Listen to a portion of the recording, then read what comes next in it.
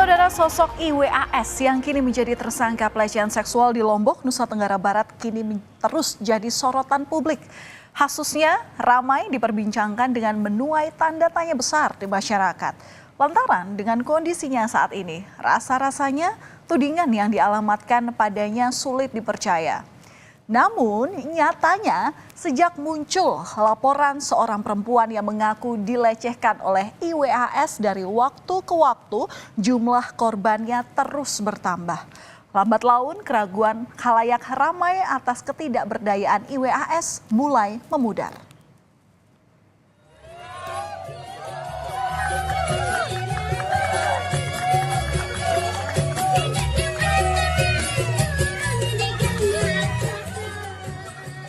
Di media sosial, satu persatu jejak aktivitas IWAS menjadi viral.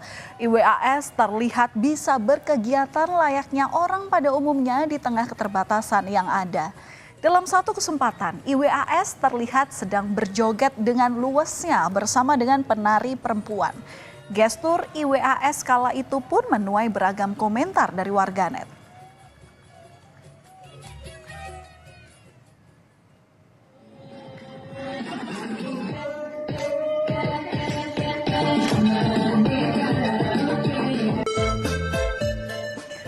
Selain itu beredar pula video IWAS yang tengah bersama dengan teman-temannya.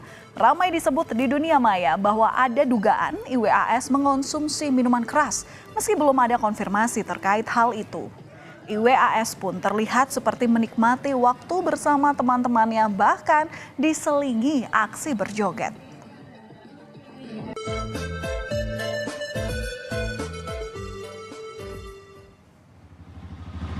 Ya, kita lepas rintangan ya.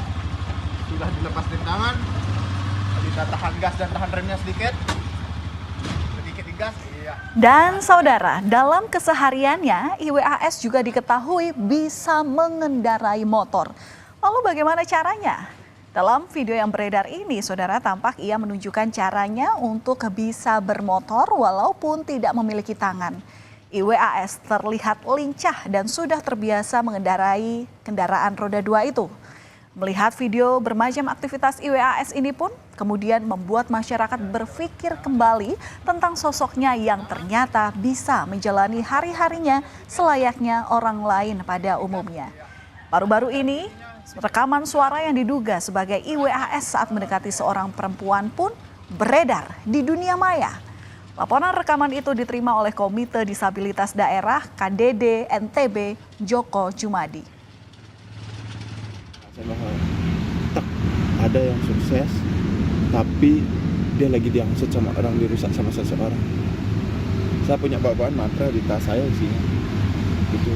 Bawaan dari lahir yang bisa baca seseorang. Saya tahu kamu lagi banyak masalah. Saya bilang kamu harus kuat. Kalau enggak, kamu akan sukses. Percaya sama saya.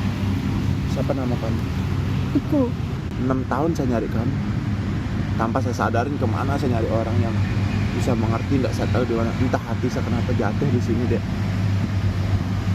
Dari mana saya tahu? Itu pikiran.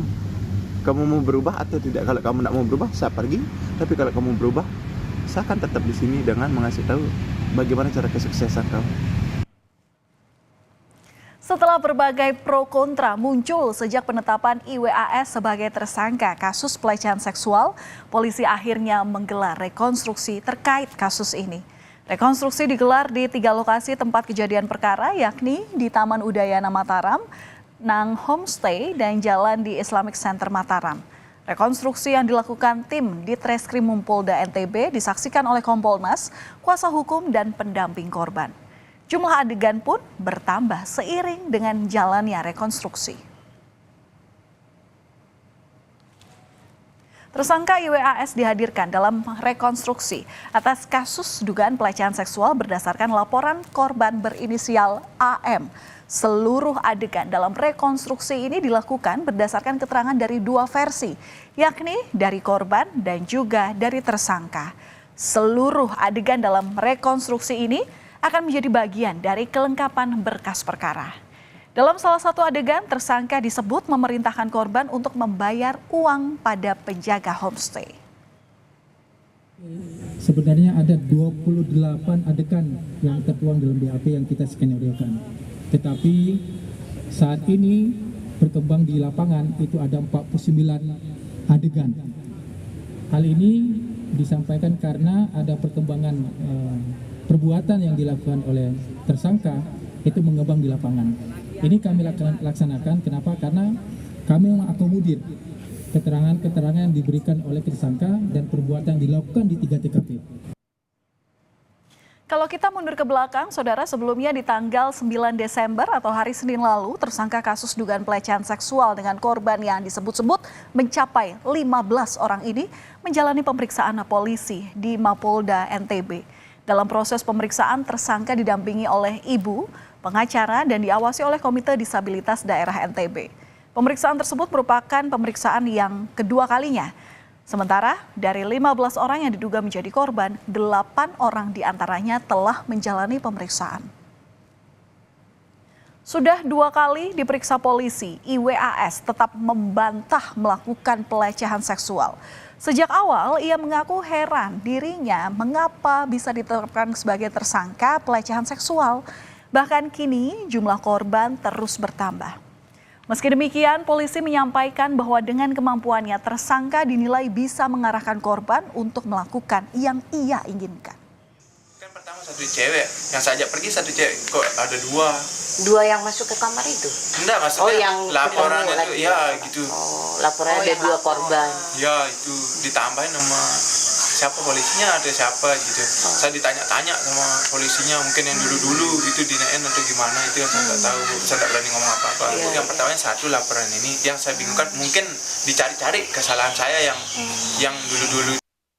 Karena mungkin peristiwa yang terdahulu sama mantan pacar ini belum lama terjadi, ya belum lama hilang, dia ancam ada kalimat seperti itu, dia terpaksa menuruti apa kemauan dari si pelaku, ya berangkatlah ke salah satu homestay yang memang kendaraan yang digunakan kendaraan korban.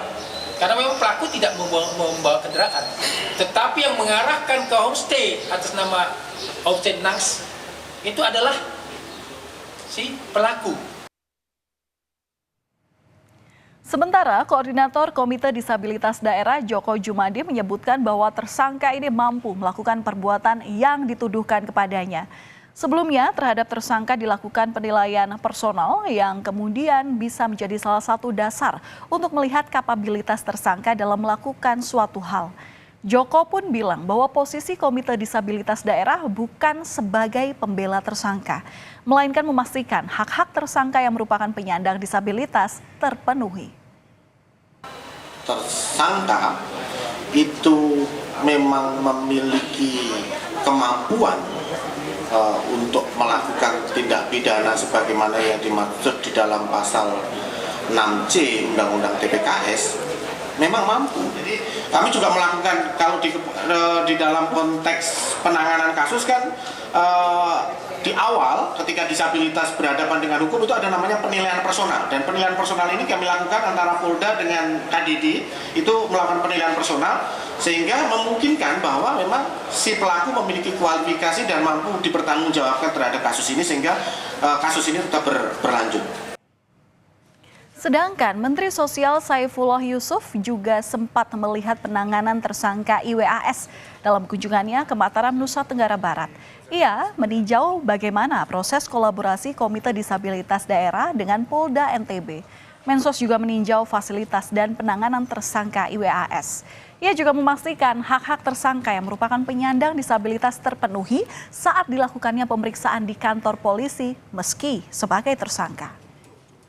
Butuhkan apa, kursi roda atau mungkin juga fasilitas-fasilitas lain seperti toiletnya segala macam, itu kan memerlukan layanan khusus.